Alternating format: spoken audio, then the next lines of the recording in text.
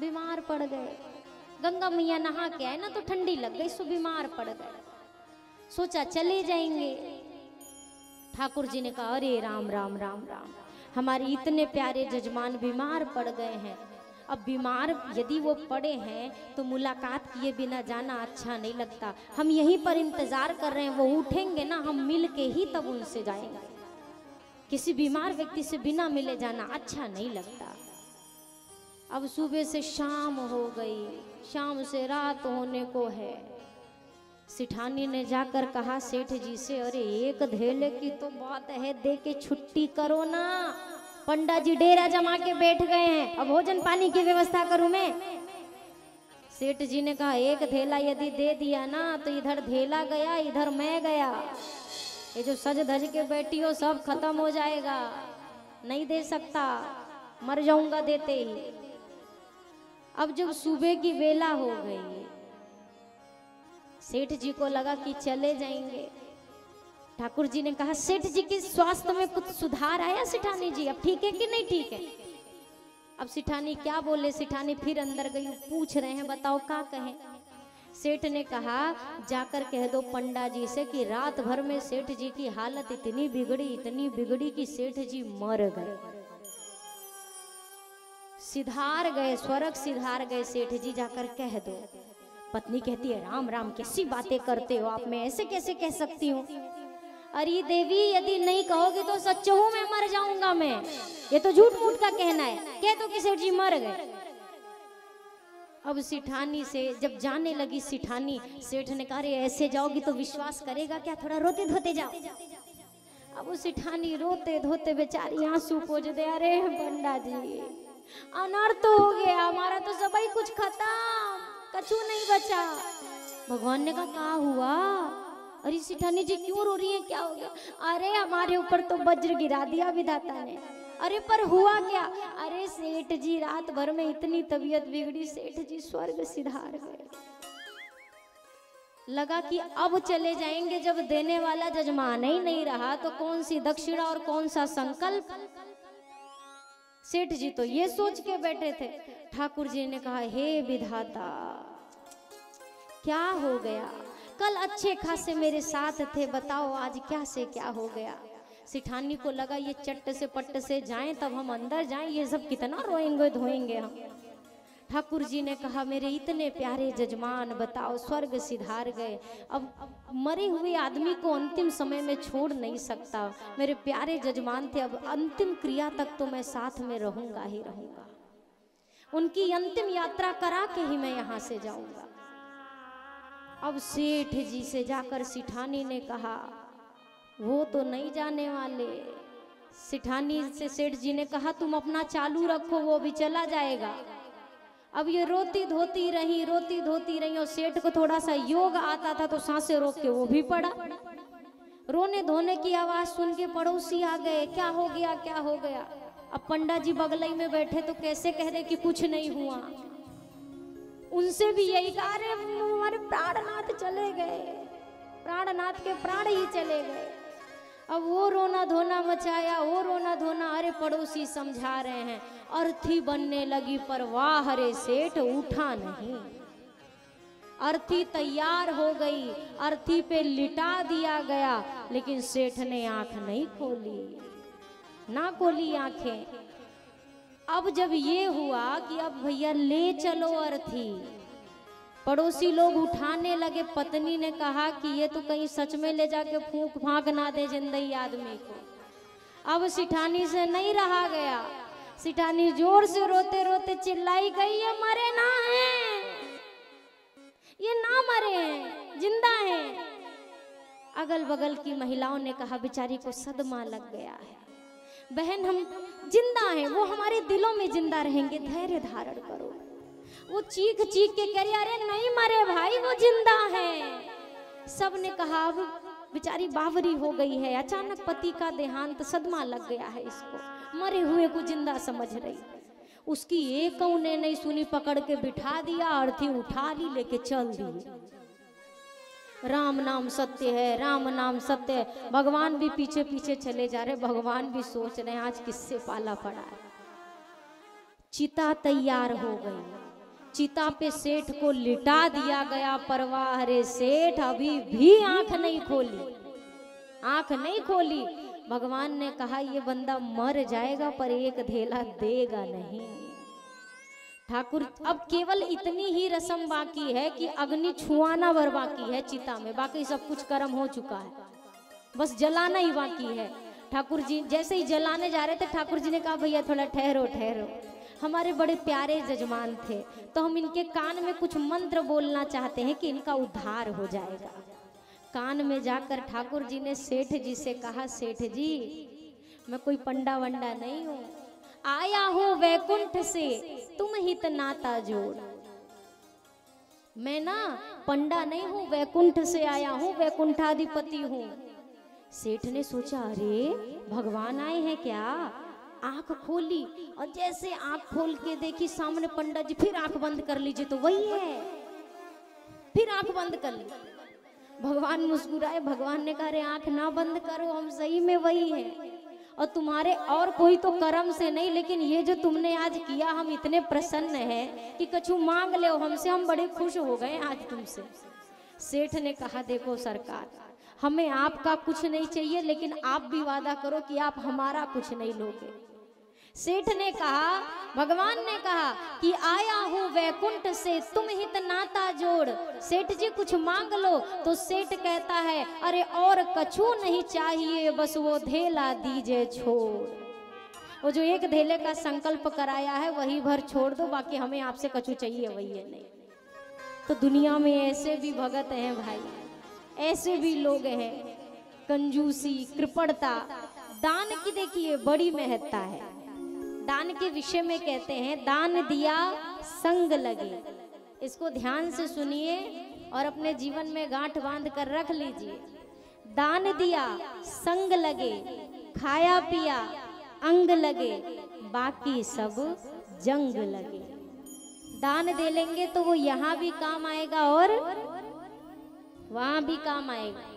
और जब दान नहीं देते बनता तो खा पी लेता है इंसान, कम से कम इतना अपने शरीर पे लगा लेता है तो वो शरीर में लगता है। लेकिन कुछ का स्वभाव ये होता है ना खाएंगे ना खिलाएंगे, बस उसको तिजोरी में सजाएंगे, देख देख के रहेंगे हमारे पास बहुत लक्ष्मी मैया है, बहुत है बहुत है बहुत है, और देखते देखते चल देते हैं। संतों ने कहा भैया धन की सार्थकता उसी में है जो धन, जो मन, जो तन भगवान के चरणों में इतना भी लग जाए, उसके धन की सार्थकता है मेरे भाई।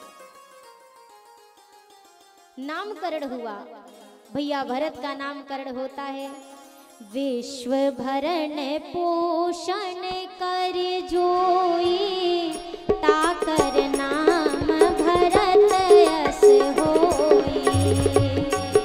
भरण पोषण कर जोई, ताकर नाम भरत यस होई।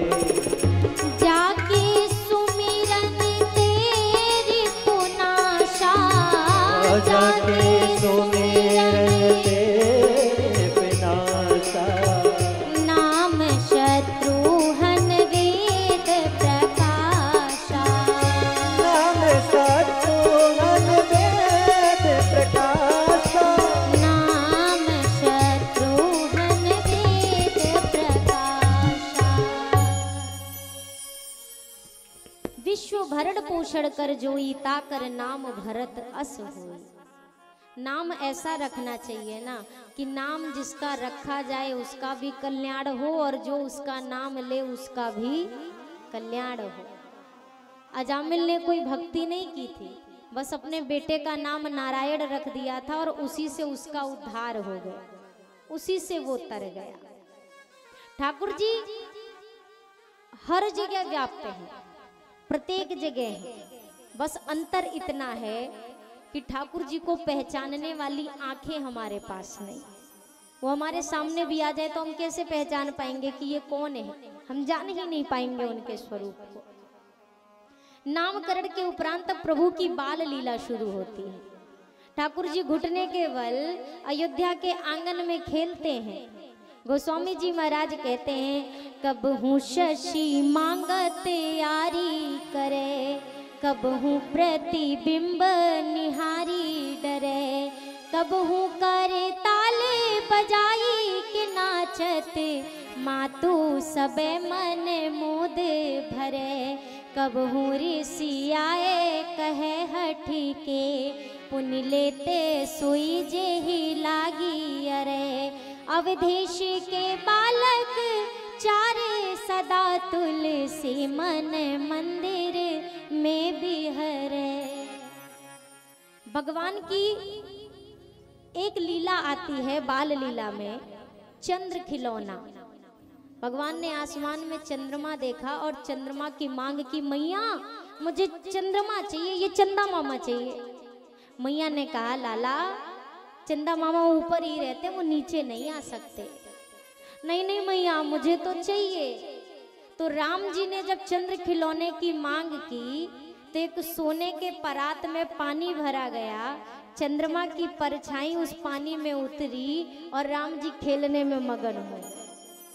उनको लगा चंद्रमा नीचे आ गया, अच्छा ये राम जी हमारे सीधे साधे, हमारे राम जी ने बाल लीला तो की है पर ऊधम नहीं किया है। और हमारे कन्हैया की लीला की तो बात ही अलग है। अच्छा कन्हैया ने भी चंद्र खिलौने की मांग की थी, मैया मैं तो चंद्र खिलौना ली हूँ, माँ मुझे चंद्रमा चाहिए, ये चंदा मामा। मैया ने कहा मैं कहाँ से चंद्रमा ला के दूँ, मैं नहीं दे सकती। तो कन्हैया क्या कहते हैं, अच्छा राम जी तो मान गए थे और कन्हैया को देखिए, कन्हैया ने कहा मैया मुझे चंदा मामा देगी कि नहीं देगी। मैया ने कहा नहीं दे सकती, कहाँ से दे दूँ। कन्हैया ने कहा यदि मुझे चंदा मामा नहीं दिया, मैया मैं तो चंद्र खिलौना ली हूँ और अब ही जई हूँ लोट धरनी पर। यदि मुझे चंदा मामा नहीं दिया ना तो अब भाई लोटम लोट मचा दूंगा मैं धरती पे, ये जो सजा धजा के बिठाया ना सब गंदा संदा कर दूंगा। मैया ने कहा जा करना है तो कर दे, तू ही गंदा दिखेगा, मुझे क्या करना। कन्हैया ने सोचा मैया को तो कछु फर्क ही नहीं पड़ रहा है। कन्हैया ने कहा एक बात और सुन ले मैया, मैं तेरा बेटा भी नहीं कहलाऊंगा।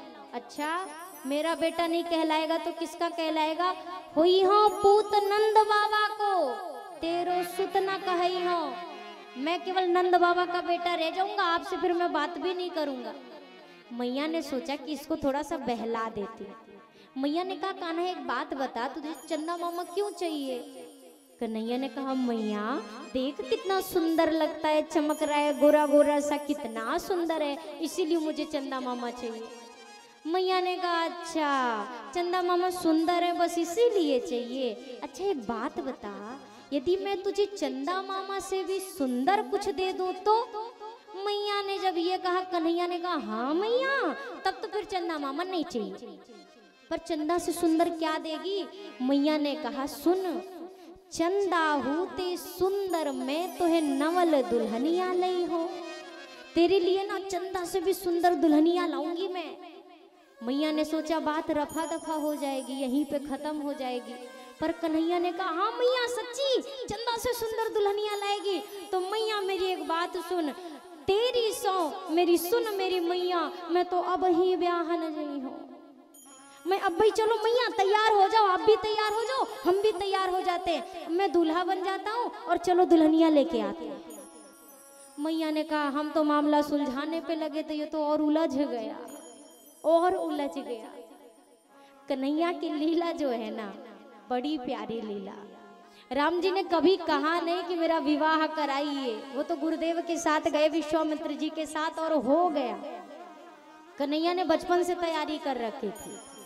छोटे से कन्हैया मैया से कहते मैया एक बात बता, मेरे साथ के सारे ग्वाल बालों का ब्याह हो गया है, तुझे मुझ पे दया नहीं आती है, मैं कितना बड़ा हो गया हूँ, तू मेरा ब्याह नहीं करा सकती।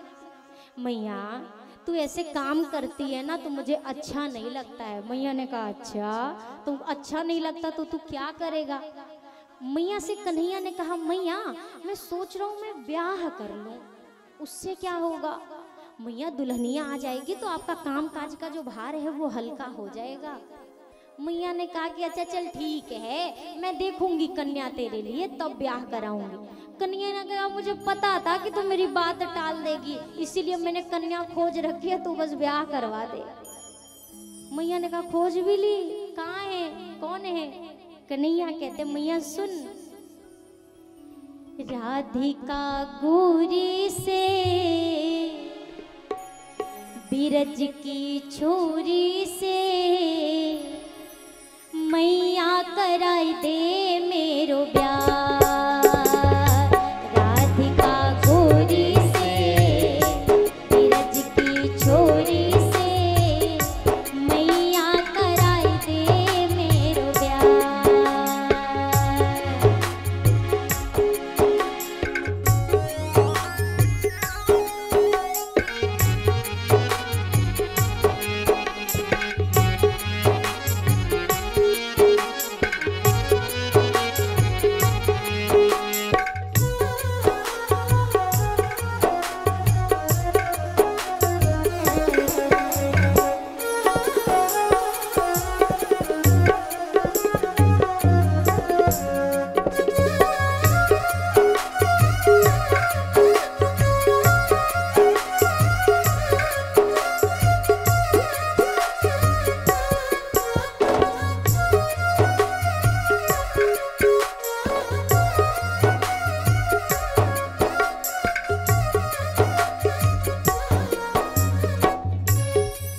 मैया से कन्हैया ने कहा, माँ मैया मेरा ब्याह करा दे। मैया कहती है ब्याह और तेरा, उम्र तेरी छोटी है अकल तेरी खोटी है। उम्र तेरी छोटी है अकल तेरी खोटी है। कैसे करा दूँ तेरो ब्याह। उम्र तेरी छोटी है अकल तेरी खोटी है। कैसे करा दूँ तेरो ब्याह। जरा कन्हैया के लिए आप सब भी सिफारिश लगाइए। मैं ही कहूँगी आप तभी तालियां बजाओगे, उसके पहले नहीं। सभी लोग जरा तालियों के साथ, जितने भी हैं सभी लोग कहें, ओ राधिका गोरी से बिरज की छोरी से मैया कराई दे मेरो ब्याह।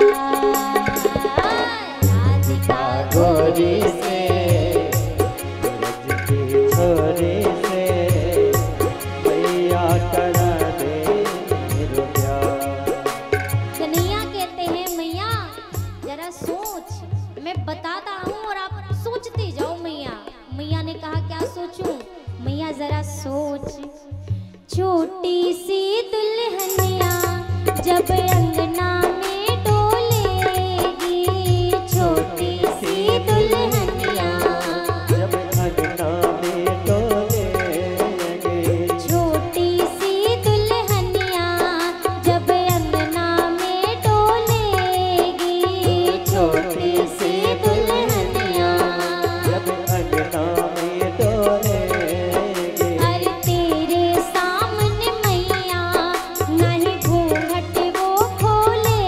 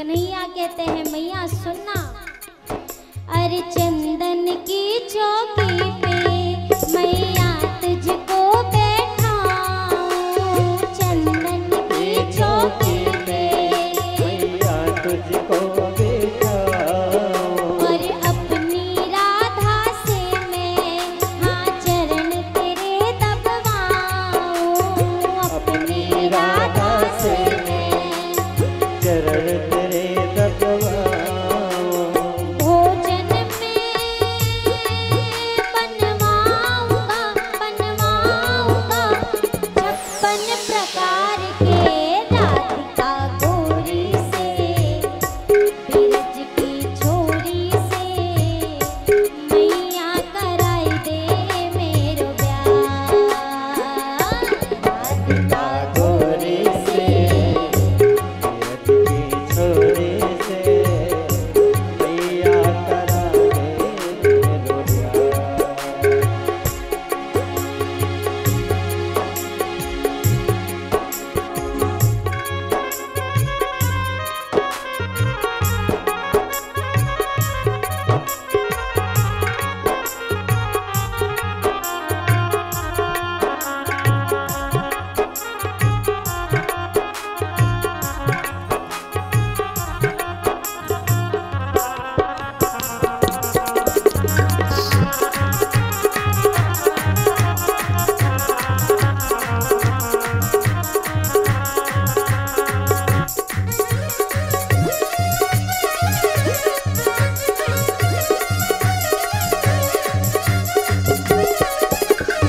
बालकृष्ण लाल की।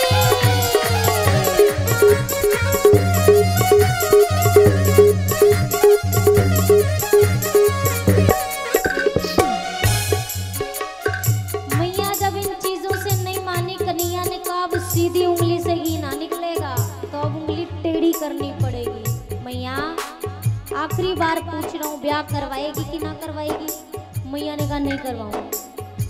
कन्हैया ने कहा तो मेरी भी सुन ले, अरे जो नहीं ब्याह करावे तो तेरी गैया ना ही चराऊं, जो नहीं ब्याह करावे कोई गैया नानी चराऊं, और आज के बाद मेरी मैया तेरी डेहरी पे ना आऊं, आज के बाद मेरी मैया तेरी डेहरी पे ना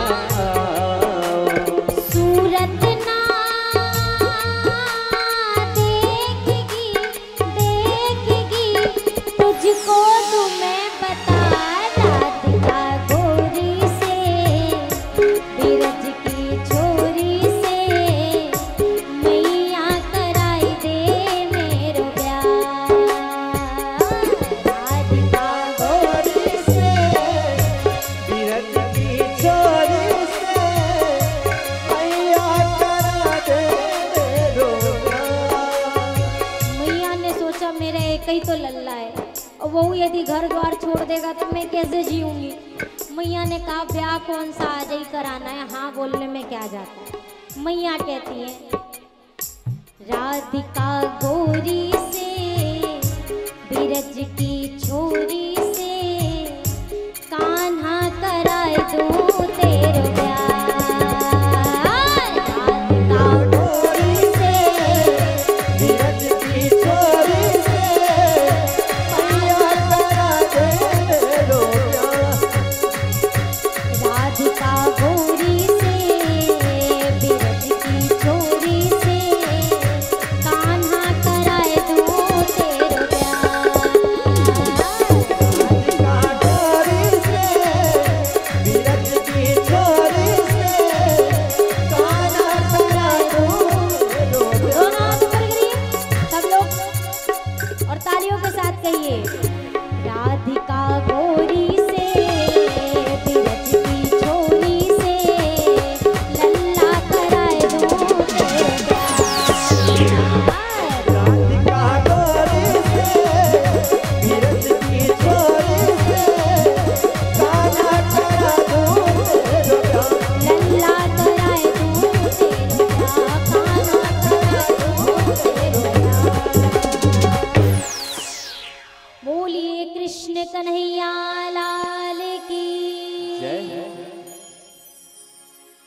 कन्हैया की जो बाल लीला रही है ना, परम विचित्र।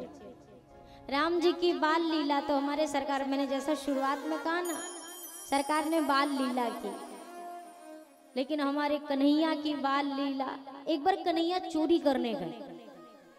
अब उस गोपी ने क्या किया था, रोज की चोरी से इतना तंग आ चुकी थी, गोपी ने क्या किया कि जो मटका था ना ऊपर टांगा, और जहां मटका टांगा था उसी के साथ बांध दी एक घंटी, कि जैसे ही कोई मटका छुए घंटी बजेगी और मैं समझ जाऊंगी कि कोई ना कोई तो छेड़खानी करने मटके से आया है। अब ये कन्हैया अपनी पूरी टोली लेकर के पहुंचे चोरी करने। जब पहुंचे देखा घंटी बंधी है। कन्हैया ने कहा, ओ हमें पकड़ने के लिए घंटी बांधी है। कन्हैया ने ग्वालों से कहा, 1 मिनट जरा ठहरो, हम थोड़ा अपना इंतजाम सुरक्षा व्यवस्था देख के आते हैं। कन्हैया ने घंटी से कहा, घंटी। घंटी ने कहा, सरकार आज्ञा करो।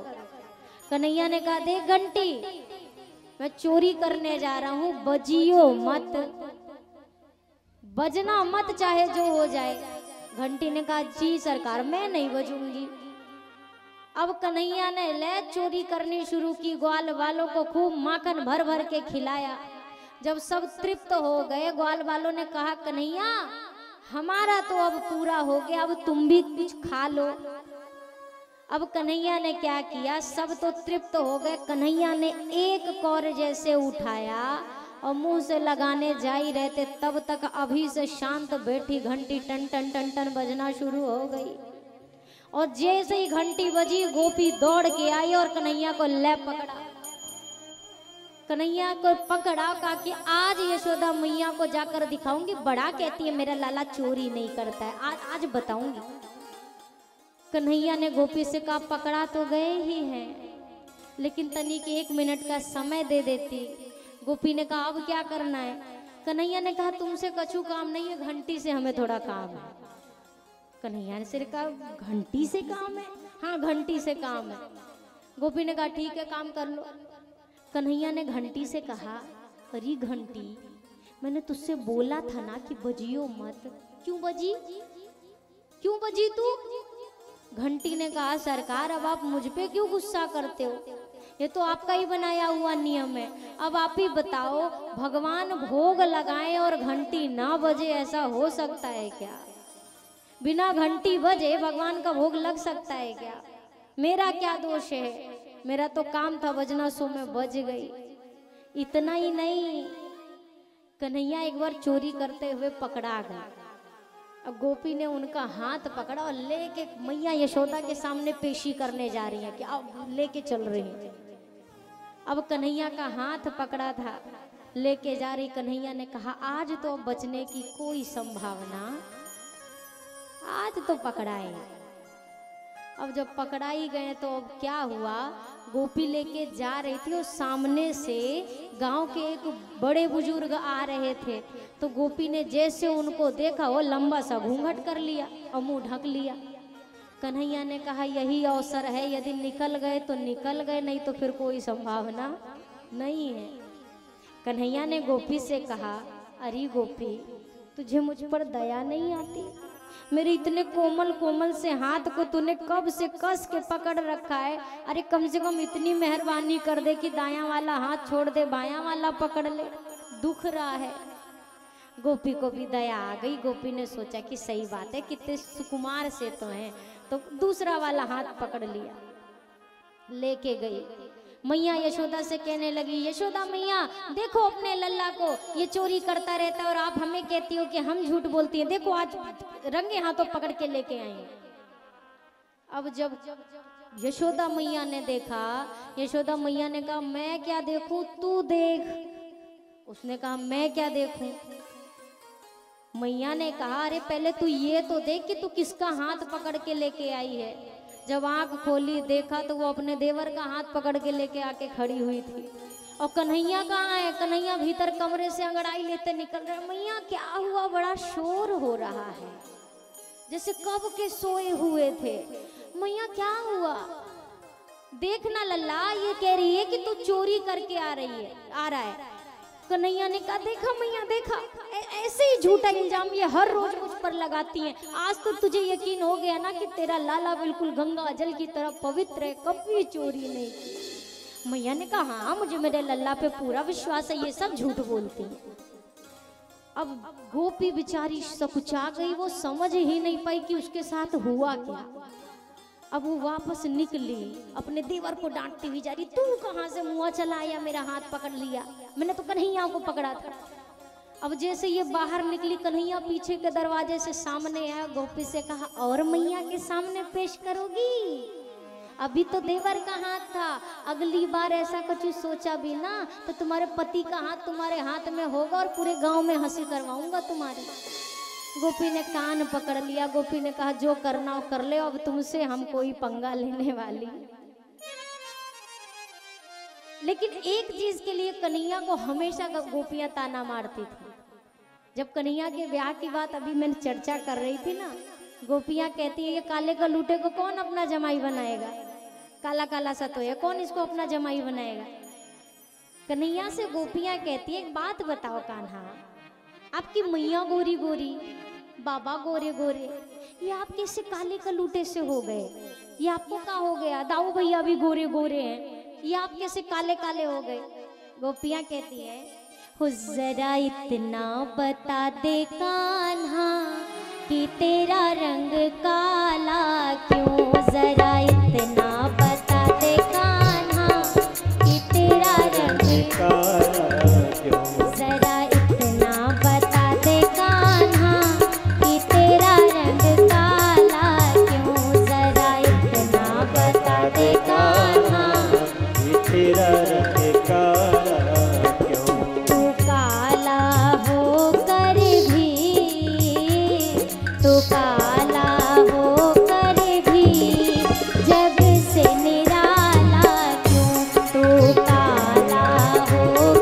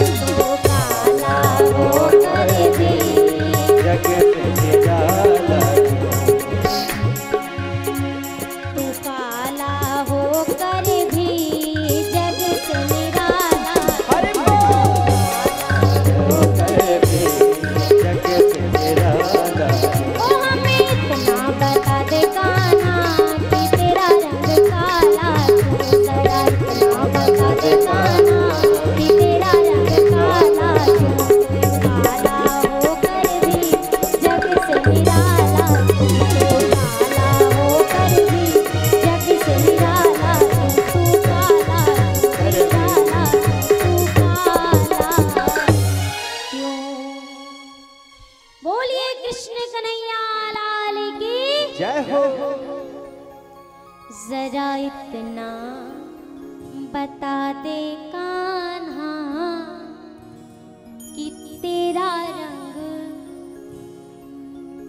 हाँ ठीक जा रहा है लेकिन थोड़ा जोर से बोलो। हमें इतना बता दे कान्हा कि तेरा रंग, तू काला हो कर भी जग से निराला, तू काला हो कर भी जग से। इतनी आवाज है कि बचा रहे हैं, पीछे तक से आवाज आनी चाहिए। जितने पीछे सब लोग बैठे हुए हैं ना, आप लोग नहीं बोलते हैं और आप नहीं बोलते इसीलिए मुझे बहुत बोलना पड़ता है। हमें इतना बता दे कान्हा कि तेरा रंग, तू काला हो कर भी जग से। हमें इतना बता दे कान्हा कि तेरा रंग, कछु तो सुधार है, अच्छी बात है। अभी 5 दिन है, बहुत कुछ बदल सकता है। देखिए मैंने आपसे कल भी कहा था ना कि आपके नजरिए की बात है। यदि आपका नजरिया है जैसे एक गिलास में पानी यदि हो, आधा गिलास भरा हो और आधा खाली हो, तो उसमें कुछ लोग होंगे जो उस आधे गिलास पानी को देखकर खुश हो जाएंगे। क्यों? वो ये सोचेंगे कि आधा ही खाली है, कम से कम आधा तो भरा है। और कुछ लोग यही सोच के रोते रहेंगे, आधा खाली है, आधा ही भरा है, आधा ही भरा है। बात केवल नजरिए की है। दुख में भी इंसान सुख ढूंढ सकता है। कई लोग का स्वभाव होता है, उनके जीवन में लाख सुख आए ना तो वो अपने सुख से सुखी नहीं होते, दूसरे के दुख को ढूंढ के दुखी होना शुरू कर देते। एक सज्जन थे, हमेशा अपना दुख रोते रहे, दुख रोते रहे, किसी चीज की कमी नहीं, कोई कमी नहीं। और जब अपना दुख ना मिले तो किसी और का दुख पाल के उसके दुख पे दुखी हो जाए। मित्र से जाकर कह रहे हैं क्या बताएं आज हम बड़े दुखी हैं। पूछा क्यों दुखी हो? अरे वो मेरे बेटे के ताऊ जी के चाचा जी की पतोहू के जो नाती है, वो नाती का जो बेटा हुआ है ना, उसकी तबीयत खराब है। बताओ उससे क्या लेना देना। कभी भी ना हिम्मत नहीं हारनी चाहिए। एक बार अभी चुनाव का समय चल रहा है ना, इसीलिए मुझे ये चीज याद आ गई। चुनाव चल रहे हैं, एक व्यक्ति ना प्रधानी का चुनाव लड़ा उसने, और संयोग की बात एक वोट भी उसको नहीं मिला, एक वोट भी नहीं। एक होता है कि 1-2 वोट से हारना, उसको तो 1-2 वोट मिला ही नहीं, एक भी वोट नहीं मिला। अब उसने अर्जी लगाई सरकार के पास। क्या अर्जी लगाई? कि हमें वो सुरक्षा मिलनी चाहिए, वो सिक्योरिटी मिलनी चाहिए जो प्रधानमंत्री जी को मिलती है Z+ वाली। हमें वो सुरक्षा, वो सिक्योरिटी चाहिए। जब अर्जी लगाई, एप्लीकेशन डाला, तो किसी ने पूछा भैया ऐसा कौन सा बड़े पद प्रतिष्ठा पे बैठे हो कि आपको Z+ की सिक्योरिटी चाहिए, प्रधानमंत्री वाली सुरक्षा चाहिए? लोगों ने कहा अरे तुम तो चुनाव जीते भी नहीं हो, तुम्हें तो एक भी वोट नहीं मिला है, तुम तो हार गए हो, तुम्हें क्यों इतनी सुरक्षा चाहिए? जैसे जीते होते तो भाई मंत्री के साथ बॉडीगार्ड शॉडीगार्ड रहते हैं सब, और तुम तो हारे हो, तुम क्या करोगे सिक्योरिटी लेके? उसने कहा हम हारे हैं इसीलिए तो हमें सिक्योरिटी चाहिए। क्यों? कहा कि मुझे एक भी वोट नहीं मिला, इसका मतलब पूरा गांव मेरे खिलाफ है और मैं अकेला एक ऐसा व्यक्ति हूँ जिसके सब ये दुश्मन है, और जिसका पूरा गांव दुश्मन हो गया उसको तो सिक्योरिटी मिलनी चाहिए कि नहीं मिलनी चाहिए? इसीलिए हमें प्रधानमंत्री वाली सुरक्षा दो, क्योंकि पूरे गांव वाले हमारे खिलाफ खड़े हैं। अब इसको चाहे तो उसका दुख समझ लीजिए, चाहे उसकी उम्मीद समझ लीजिए। कन्हैया की बाल लीला और ठाकुर जी की बाल लीला का श्रवण किया, आगे कथा पहुंचती है। प्रभु गुरु गृह गए हैं विद्या अध्ययन करने के लिए।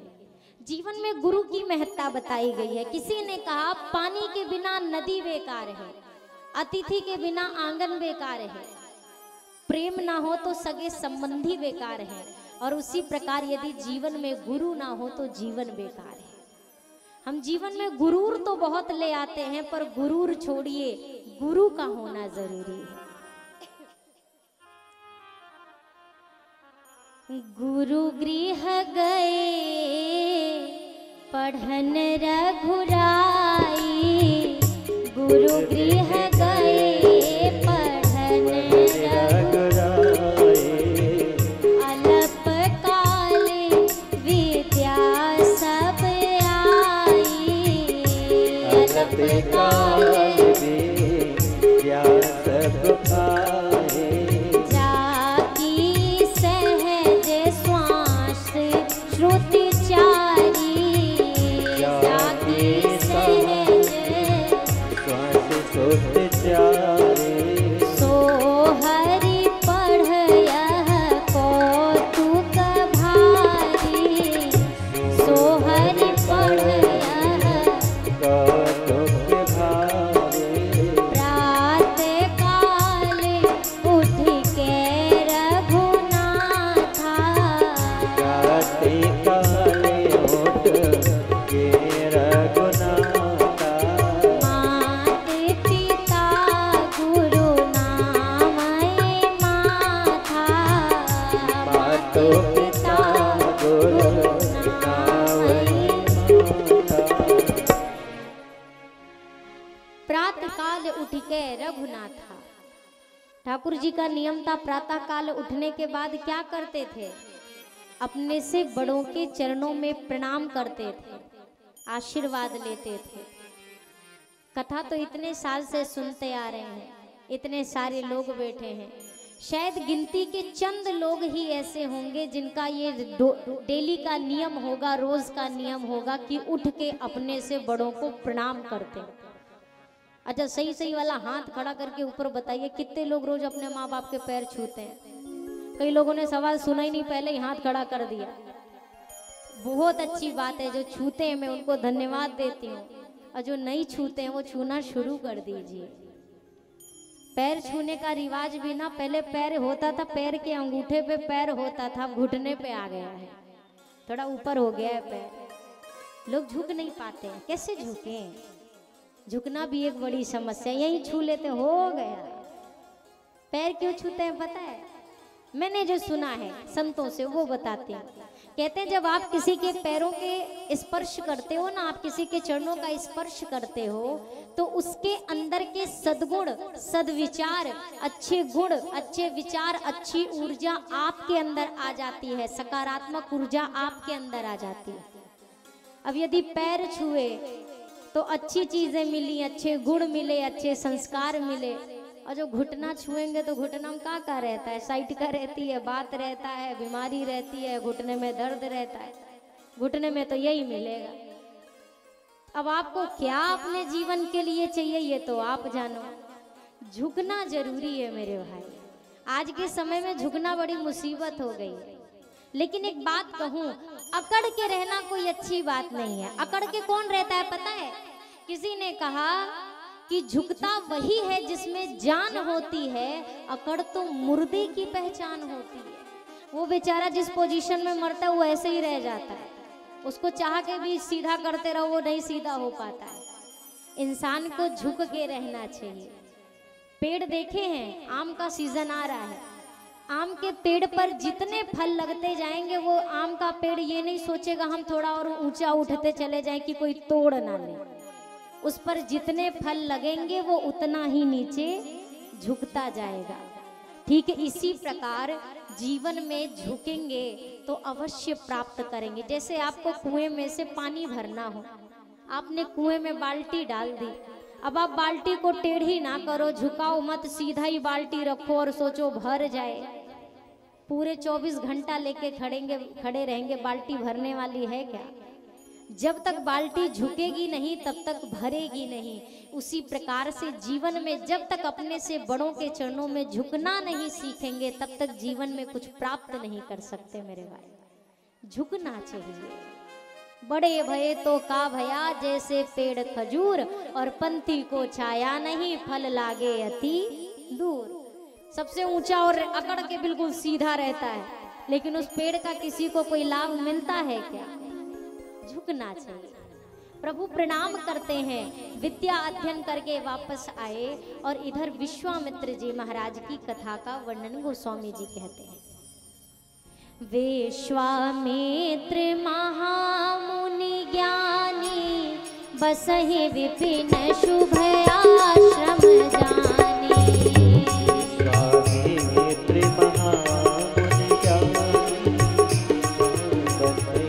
शुभ आश्रम जानी। जहाँ जप जाग्य जोग मुनि करई, अति मारीच सुबाहु ही डरहि। जहाँ जप जाग्य जोग मुनि करई, अति मारीच सुबाहु ही डरहि। गाधि तनय मन चिंता व्यापी, हरि बिनु मरहि न निशिचर पापी। गाधि तनय मन चिंता व्यापी, हरि बिनु मरहि न निशिचर पापी। विश्वामित्र जी ने विचार किया, धरती पर भगवान का अवतार हुआ है, ये निशाचर तो मेरा यज्ञ सफल नहीं होने देंगे, चलता हूँ भगवान को लेकर आऊंगा। यही विचार लेके अयोध्या पहुंचे। जब अयोध्या गए, दशरथ जी ने स्वागत किया और प्रश्न किया, के ही कारण आगमन तुम्हारा, कैसे आना हुआ प्रभु, आपका आज्ञा करिए। कहहु सो करत न लावं वारा, कैसे आना हुआ? विश्वामित्र जी ने कहा, राजन असुर समूह सता वही मोही, मैं आपसे कुछ मांगने आया हूँ। क्या चाहिए? आप आदेश करिए। ज्यादा कुछ नहीं। अनुज समेत देहु रघुनाथा, अपने छोटे पुत्र के साथ अपने ज्येष्ठ पुत्र राम को मेरे साथ भेजिए। ये चलकर निशाचरों का संहार करेंगे और मैं उन राक्षसों के त्रास से मुक्त हो जाऊंगा, हम सनाथ हो जाएंगे। श्री दशरथ जी महाराज ने जैसे ही सुना कि राम जी को मांगा है, दशरथ जी ने पहले तो कहा, आप मांगिए, आपके कहने में देर होगी, करने में मेरे देर नहीं होगी। और जैसे ही मांगा विश्वामित्र जी ने, दशरथ जी ने कहा, हे नाथ, चौथे पन पायऊ सुत चारी, विप्र वचन नहीं कहेऊ विचारी। सब सुत प्रिय मोहि प्राण की नाई, राम देत नहीं बनाई गोसाई। मांगहु भूमि धेनु धन कोशा, सर्वस देओ आज सहरोषा। देह प्राण ते प्रिय कछु नाहि, सो मुनि देओ निमिष एक माहि।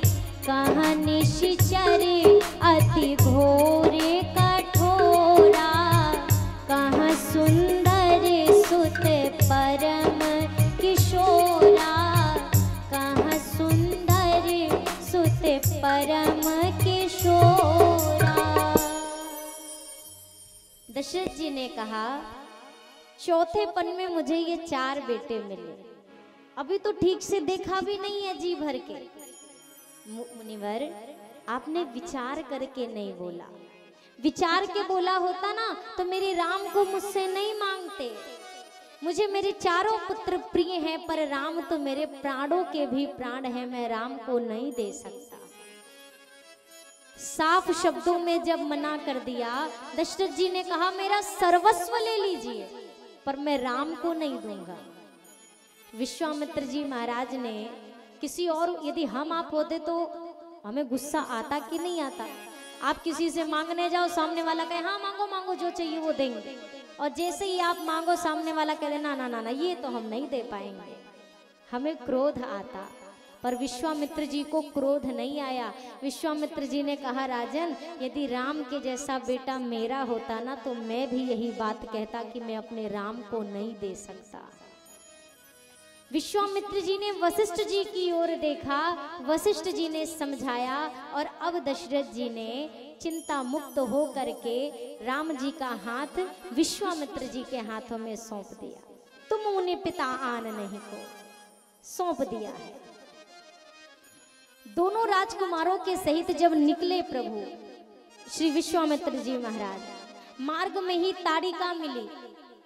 जैसे ही ताड़िका मिली, भैया लक्ष्मण ने कहा कि एक ही बाण से इसका वध कर दूंगा। राम जी ने कहा, अरे लक्ष्मण, स्त्री पे वार करोगे? अरे वो अबला है।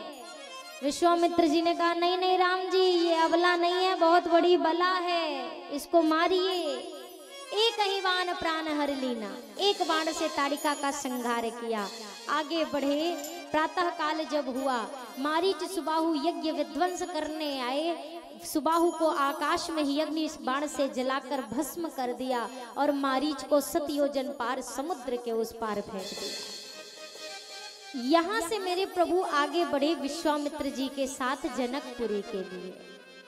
मार्ग में अहिल्या जी मिली, अपने चरणों की रज से अहिल्या जी का उद्धार किया और अहिल्या जी का उद्धार करने के उपरांत प्रभु मिथिलापुर के लिए आगे बढ़े।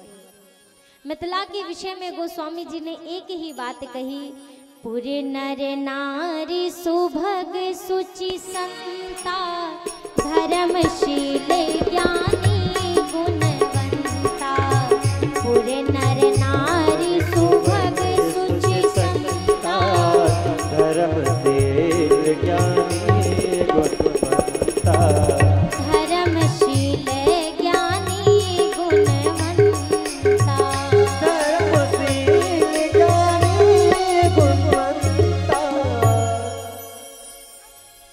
जनकपुर पहुंचे और जब जनकपुर पहुंचे, स्वागत किया है जनक जी महाराज ने। जैसे ही राम जी को देखा, जनक जी पूछ पड़े, कहा हो नाथ सुंदर दो बालक, ये दोनों कौन हैं? और मेरे नेत्र, मेरा मन इनके मुखार बिंद पर ऐसा अटका है, कहीं और जा ही नहीं रहा है। ये दोनों कौन है मुनिवर? विश्वामित्र जी ने परिचय दिया कि ये दशरथ जी के पुत्र हैं। इन्होंने इतनी सी आयु में बड़े बड़े काम किए हैं। ताड़िका को मारा, सुबाहु को मारा, मारीच को तो समुद्र पार फेंक दिया। अभी आपकी गुरु माता अहिल्या का उद्धार किया है और अब मिथिला नगरी आए हैं। राम जी सोच रहे हैं बताते बताते कहीं ये भी ना बता दें कि ये भगवान हैं, फिर मेरा सारा भेद ही खुल जाएगा। विश्वामित्र जी ने कहा कि ये दशरथ जी के पुत्र हैं, जो गौर वर्ण के हैं इनका नाम लक्ष्मण है, जो श्याम वर्ण के हैं इनका नाम राम है। विश्वामित्र जी महाराज के सहित सुंदर सदन सुखद सब काला, तहां बास ले दीन भुआला। सुंदर सदन में उनको ठहराया है। यहाँ से आगे मेरे प्रभु नगर दर्शन करने के लिए बढ़े हैं और नगर दर्शन करने जब निकले हैं, पूरी मिथिला नगरी में शोर मच गया कि कोई आए हैं। कौन आए हैं? कौन आए हैं? माताएं झरोखों से झांक रही हैं। अब यदि आप ऊपर खड़े हैं, कोई नीचे से जा रहा है, आपको उसका सिर दिखेगा, पैर दिखेंगे, हाथ दिखेंगे, पर मुंह दिखने वाला। माताएं सोच रही हैं जिनके हाथ और चरण इतने सुंदर हैं, उनका मुख कितना सुंदर होगा। जरा एक बार ये ऊपर देख लेते तो हम भी धन्य हो जाते। माताएं कह रही हैं, अरे सखी जरा इनके गाल तो देखो कितने सुंदर हैं। किसी ने कहा, अरे इनके हाथ देखो कितने सुंदर हैं। अब एक बेचारी नई नई बहू आई थी, अभी जल्दी ही विवाह हुआ था। अब वो इतना घूंघट करके खड़ी, उस बस सुन ही पाए कि देखो ये सुंदर है, वो सुंदर है, देख कुछ नहीं पा रही। उसने सोचा सब देख रहे हैं, लाओ हम भी थोड़ा सा झरोखे से झांक के देख ले कि ये कितने सुंदर है। उसने घूंघट ऊपर किया, झरोखे से बाहर झांकने लगी। बस सासू माँ ने देख लिया, बरस पड़ी। सासू माँ ने कहा, हमारे अरे सब कुछ खराब, अब मिथिला में हम कहाँ मुंह दिखाएंगे। कल की आई बहू बताओ मुंह खोल करके बाहर झांक रही है। सारी इज्जत मिट्टी में मिल गई। उस बहू ने कहा कि माता जी अब जो घूंघट उठ गया सो उठ गया, अब आप देखो और हमको भी ढंग से देखने दो, अब कहाँ पीछे पड़ी हो। एक बात बताओ, सारी दुनिया इनको देख रही थी, आप अब भी हम ही को देख रही थी, आप भी उन्हीं को देखो और हमें भी देखने दो। सखियां कह रही है कौन है, परिचय मिला, सखियां आपस में कह रही है मैं बताऊं ये कौन है। राम लखन दोनों भैया अवध रहवैया, मुनि के संग